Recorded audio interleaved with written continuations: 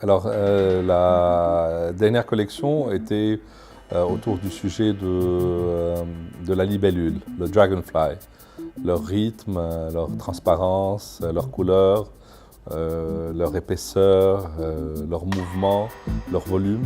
Dans les cols qui se tiennent debout, on ne sait pas ces broderies qui sont faites sur des matériaux très avant-garde.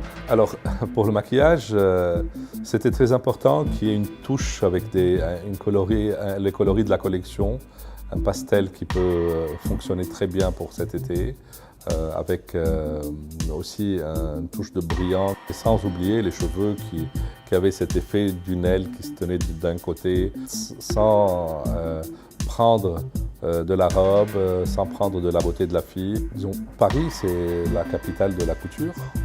Alors, je défile la haute couture à Paris, je ne défile pas la robe de mariée, parce que Paris n'a rien à voir avec la mariée. Elle a un historique énorme avec la couture. J'ai commencé ici dans les années 80, dans les fins des années 89. J'ai travaillé pour des maisons de couture comme Lanvin, Chloé à l'époque, Claude Montana, Dior dans les années 80.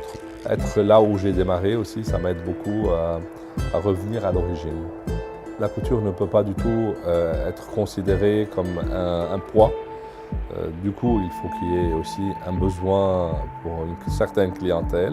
C'est sûr qu'à côté de la couture, il faut avoir les autres collections, les accessoires, tout ce qui va autour qui peut soutenir la couture. En même temps, il faut qu'il y ait la couture pour les soutenir à eux. Pour moi, être moins commercial et plus scénographique, c'est ce qui est l'histoire de la couture. Moi, j'y crois.